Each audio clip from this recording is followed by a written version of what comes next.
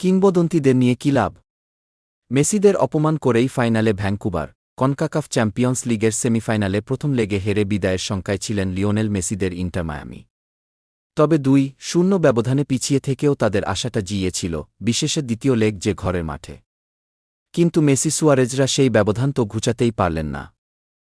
উল্টো ফিরতি লেগেও ৩-১ গোলের বড় ব্যবধানে হারলেন। ভ্যাঙ্কুভার হোয়াইট ক্যাপসের কাছে হেরে সেমি থেকেই বিদায় নিল হাভিয়ের মাসচেরানোর মায়ামি।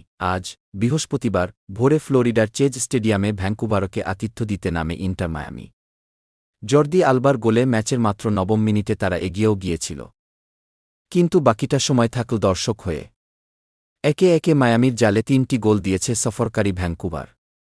ফলে দুই দলের সামনেই প্রথমবার টুর্নামেন্টটির ফাইনালে ওঠার সুযোগ থাকলেও মায়ামি তিক্ততা নিয়েই ফিরছে। যেহেতু গুরুত্বপূর্ণ ম্যাচ, মেসি সুয়ারেজদের শুরু থেকেই পুরো সময় খেলিয়েছেন কোচ মাসচেরানো। যদিও দুজনেই ম্যাচে একাধিক সুযোগ পেয়েও কাজে লাগাতে ব্যর্থ হয়েছেন। ফলে হারের হতাশায় সঙ্গী হল মেসি সুয়ারেজ আলবা বুস্কেটসদের। যদিও ম্যাচের মাত্র ৮ মিনিট পরই লিড এনে দিয়েছিলেন আলবা। কনকাকাফ চ্যাম্পিয়ন্স কাপ থেকে বিদায়ের পর এখন মেসির ইন্টার মায়ামি পুরো মনোযোগটা দেবে মেজর লিগ সকারে, MLS। যেখানে ইস্টার্ন কনফারেন্সের পয়েন্ট টেবিলে ফ্লোরিডার ক্লাবটি ৫ নম্বরে অবস্থান করছে।